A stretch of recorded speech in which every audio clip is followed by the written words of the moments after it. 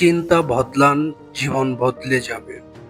একজন মানুষ মাথা নিচু করে বসে আছে, মনে মনে ভাবছে, জীবনে আমরা প্রায়ই হেরে যাই।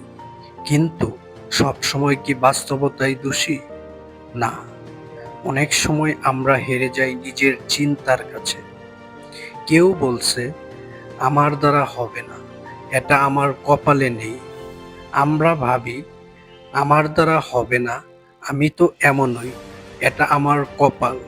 এই চিন্তাগুলোই আমাদের থামিয়ে দেয়, আটকে দেয় আগানোর পথ।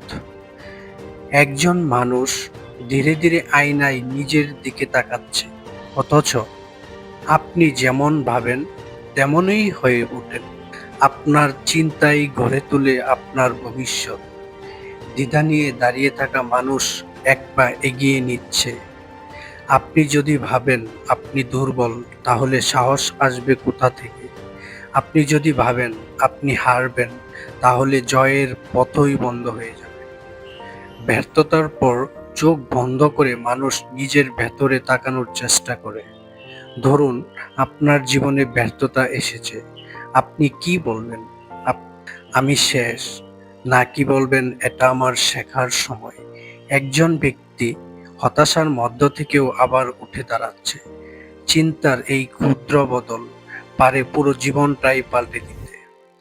জে.কে রাউলিং তার জীবনের সবচেয়ে অন্ধকার সময়গুলোই তাকে বানিয়েছে ইতিহাসের অন্যতম সফল লেখক। তিনি হাল ছাড়েননি, কারণ তার চিন্তায় ছিল বিশ্বাস। সকালবেলা আয়নার সামনে দাঁড়িয়ে নিজের চোখে তাকিয়ে বলুন, আমি পারবো, আমি পারবো। প্রতিদিন সকালে নিজেকে বলুন, আমি পারবো, আমি নিজেকে বিশ্বাস করি, আজ কিছু ভালো করব। শুধু এই কথাগুলোই বদলে দিতে পারে আপনার পথ চলা।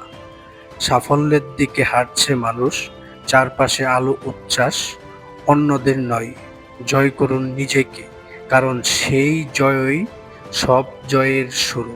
চিন্তা বদলান, জীবন বদলে যাবে আজ থেকেই।